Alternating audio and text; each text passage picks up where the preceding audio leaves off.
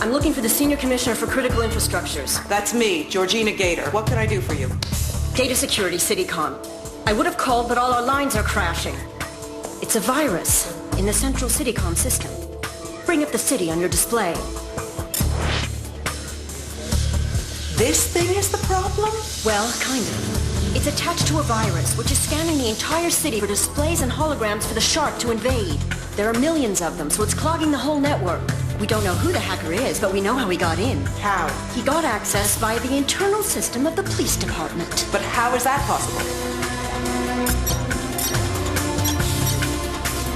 In the name of Georgina Gator.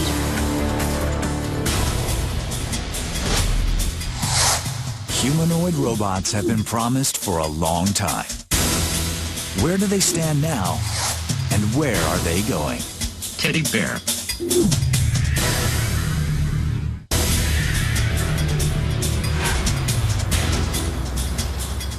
Have I left anything else? No, I don't think so.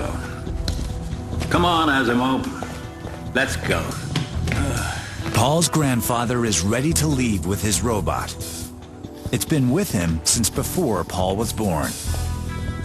Okay. The rust bucket can stay. Just take it to the junkyard when it starts to get in your nerves, okay?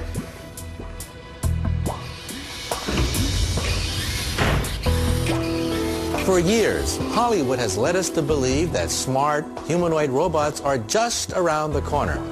Well, maybe it's time for a reality check. Today, after decades of hard work, robots can barely walk across the room without stumbling into the furniture. Being creative, making their own decisions, holding a conversation, these are beyond their capabilities. Now, committed scientists are not giving up. And in fact, they've made a breakthrough in terms of teaching robots how to learn. They say you have to walk before you can run. To scientists at Honda, building their humanoid robot Asimo felt more like crawling.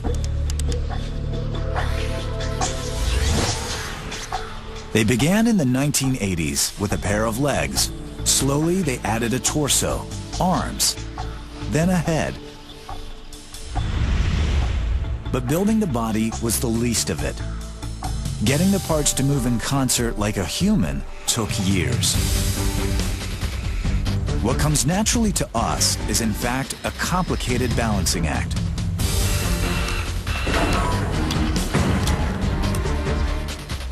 So the creators of Asimo had to analyze the role of our feet, knees, and hips in maintaining balance.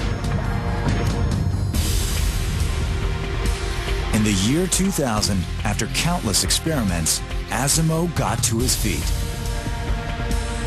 Today, he can walk up ramps, climb up and down stairs, and balance perfectly while performing 1,000 movements. But he's hit a wall. Asimo can only do what he's programmed to do. Good morning. How do you feel? I'm feeling great. Thank you. Let's shake hands. Okay, let's shake hands. Today's robots are programmed for a very specific situation or task. If the situation or environment changes or the context of reaction changes, then these robots are helpless. Go where I am pointing. I'm not sure where you're pointing. Go where I am pointing. Where shall I go? I know you. Pascal. Hello. Hello. Go where I am pointing. I'm not sure where you're pointing. Okay, let's shake hands. What we need are adaptable robots. Robots that can learn through experience. So Asimo must be taught just like a child. Apple. Okay, did you say apple? Yes, this is correct. Okay. Researchers introduce new objects. Then they test him on what he's learned. Rubber duck. Okay.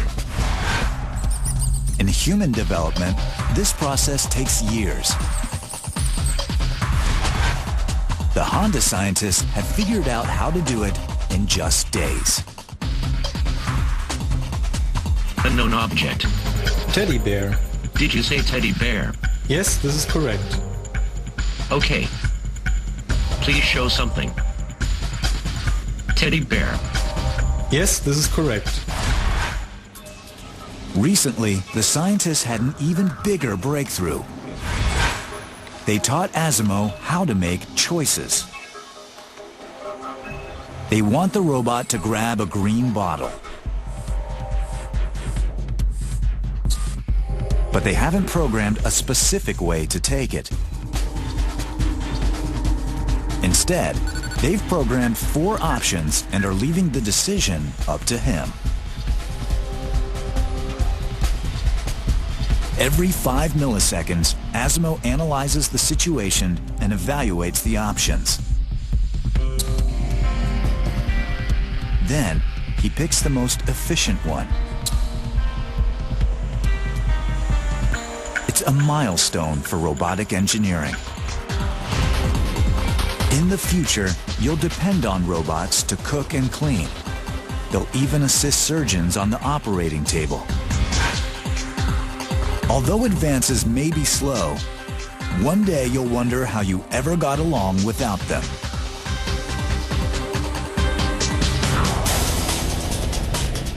Your PC may be assaulted by hackers as many as 50 times a night. Cyber criminals of the future will only get smarter. How are we going to stop them?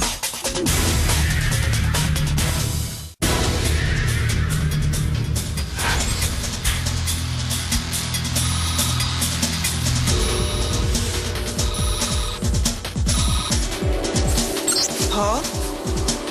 Sweetie, put Gramps on the phone. What's wrong? Have you looked out the window today?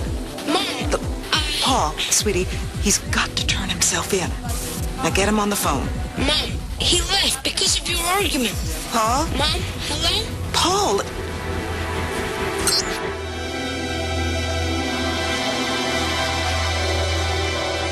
Everybody, listen up. We're initiating a citywide search. This is our man. His name is John Gator.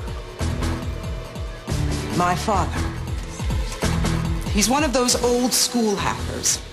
He once did 8 years in prison for hacking into the medical insurer's database. He nearly wiped it out.